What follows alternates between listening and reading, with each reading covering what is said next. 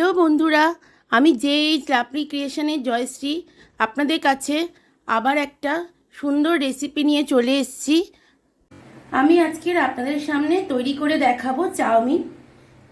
যা উপকরণগুলো আমি নিয়েছি, এখানে আছে কুচি কুচি করে কাটা বাঁধাকপি, গাজর, বিনস, ফুলকপি, ক্যাপসিকাম, আর এখানে নিয়েছি 3টে ডিম। এখানে পেঁয়াজ কুচি আর লঙ্কা।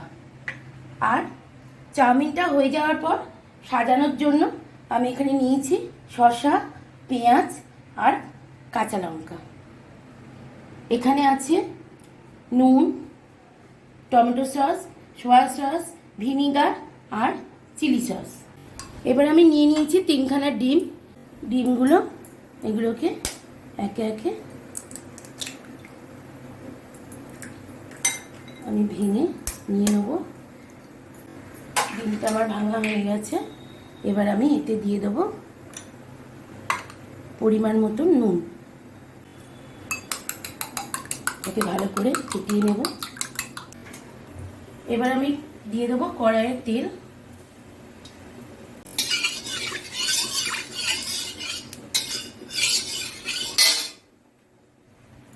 তেলের মধ্যে আমি দিয়ে দেবো ডিমটা। এগুলোকে একটু টুকরো টুকরো করে নেব খুন্তির সাহায্যে।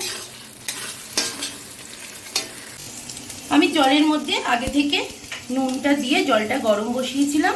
এবার আমি এর মধ্যে দিয়ে দেবো চাউমিনটা। চাউমিনটা কিছুক্ষণের জন্য এটা সিদ্ধ হতে দেব। এর মধ্যে দিয়ে দেবো আমি 2 চামচের মতন সাদা তেল। এবার এটা সিদ্ধ হোক, আমি ততক্ষণ চলে আসুন এদিকে ডিমটা ভাজা হচ্ছে। ডিমটা আমার ভাজা হয়ে গেছে, এটা আমি বেশি ভাজবো না। এবার আমি একটা জায়গায় এটাকে তুলে নেব।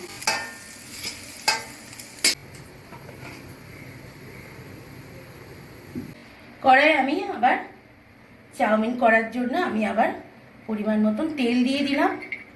চাউমিন করতে একটু তেল লাগে বেশি, কারণ অনেকগুলো সবজি তো। এবার আমি এতে দিয়ে দিচ্ছি ফুলকপিগুলো। আমার চাউমিনটা সিদ্ধ প্রায় হয়ে এসছে। আমি এবার ওভেনটাকে বন্ধ করে দিলাম, দিয়ে এটা একটা পাত্রের মধ্যে ঢেলে নেব। এবার আমি এর মধ্যে দিয়ে দেবো অল্প পরিমাণ জল, যাতে চাউমিনগুলো জড়িয়ে না যায়। চাউমিনটা আমার সিদ্ধ রেডি হয়ে গেছে। ফুলকপিটা হালকা ভাজা হয়ে গেছে। এবার আমি এর মধ্যে দেব পেঁয়াজগুলো। পেঁয়াজটা দেওয়ার পর আমি এতে দিয়ে দেব অল্প করে নুন, কারণ চাউয়ের মধ্যে নুন দেওয়া ছিল সিদ্ধ করার সময়, তার জন্য আমি অল্প করে দিচ্ছি। ভাজা ভাজা হবে। পেঁয়াজটা আর ফুলকপিটা একটু ভাজা হয়ে গেছে। এবার এর মধ্যে দিয়ে দেবো কুচানো গাজরগুলো। তারপরে আমি দেব কুচানো বিনস কড়াইগুলো। এবার আমি এতে দেব কুচানো বাঁধাকপি। এবার আমি এটাকে একটু হালকা করে ভেজে নেব সব সবজিগুলো একটু নাড়াচাড়া করে নেওয়ার পর আমি এর মধ্যে দিয়ে দেবো কেটে রাখা ক্যাপসিকামগুলো। এবার একটু দেবো কুচিয়ে রাখা কাঁচা লঙ্কা। আমি লঙ্কাটা একটু কমই দিই, কারণ আমার বাড়িতে বাচ্চারা আছে, সবাই যাতে খেতে পারে। এবার আপনারা আপনাদের ঝালটা যে যা নিজের কাছে আপনারা আপনাদের বুঝে লঙ্কাটা দেবেন। এবার আমি এটা একটুখানি নাড়াচাড়া করে নেব। সবজিগুলো আমার অনেকটা ভাজা হয়ে গেছে। এবার আমি এর মধ্যে দিয়ে দেবো সিদ্ধ করা চাউগুলো।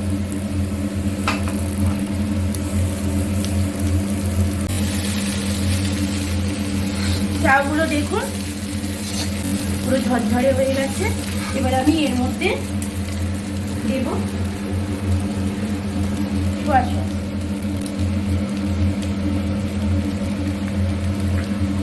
এবার আমি দিয়ে দেব টমেটো সস। যে যেমন পরিমাণ সস খান দেবেন তার পছন্দ মতো। আর আমি দিয়ে দিচ্ছি চিলি সস। এবার আমি এতে দেব 2 চামচের মতো ভিনিগার। ভিনিগারটা দেওয়ার একটাই কারণ, যদি আপনারা চাউমিন রান্না করে অনেক সময় আমরা কোথাও বেড়াতে গেলে ট্রেনে খাই, অনেকক্ষণ টাইম আমাকে এটা রাখতে হবে, তখন যদি আপনি ভিনিগারটা দেন তাহলে এই চাউমিনটা খারাপ হয়ে যাবে না। এটা অনেক ভিনিগারটা দেওয়ার ফলে এটা অনেকটা সময় এটা ভালো থাকে, যার জন্যে আমি ভিনিগারটা দিয়ে দেখালাম চাউমিন। ভিনিগারটা অপশনাল না দিলেও চলে। একটু ভালো করে সসগুলো এর মধ্যে নাড়াচাড়া করে নেব। চাউমিনটা প্রায় হয়ে এসেছে। এবার আমি দিয়ে দেবো ভেজে রাখা ডিমগুলো। এবার ডিমটা দেওয়ার পর নাড়াচাড়া করে নিয়ে এবার আমার এটা হয়ে গেছে, আমি এটা গ্যাসটাকে বন্ধ করে দিচ্ছি। আমার চাউমিন রান্না হয়ে গেছে। এবার আমি এটাকে একটা প্লেটের মধ্যে তুলে নেব। আমি প্লেটের মধ্যে তুলে নিয়েছি চাউমিনটাকে। এবার আমি এতে দেব কুচিয়ে রাখা শসাগুলো, তার মধ্যে দেব কুচানো পেঁয়াজ, এরপর আমি দিয়ে দেব যে ডিমটা আমি রেখেছিলাম সরিয়ে, আর ওপর দিয়ে দিয়ে দেব কিছুটা পরিমাণ টমেটো সস। যে যেমন সস পছন্দ করেন সে ততটাই দেবেন। আর দেব চিলি সস। এবার আমি দিয়ে দেবো ওপর দিয়ে কাঁচা লঙ্কা কুচি। দেখুন চাউমিন তৈরি। কেমন লাগছে সাজানোটা আপনারা একটু কমেন্ট করে বলবেন। আর আপনারা বাড়িতে অবশ্যই বানিয়ে একবার খেয়ে আমাকে কমেন্ট বক্সে জানাবেন।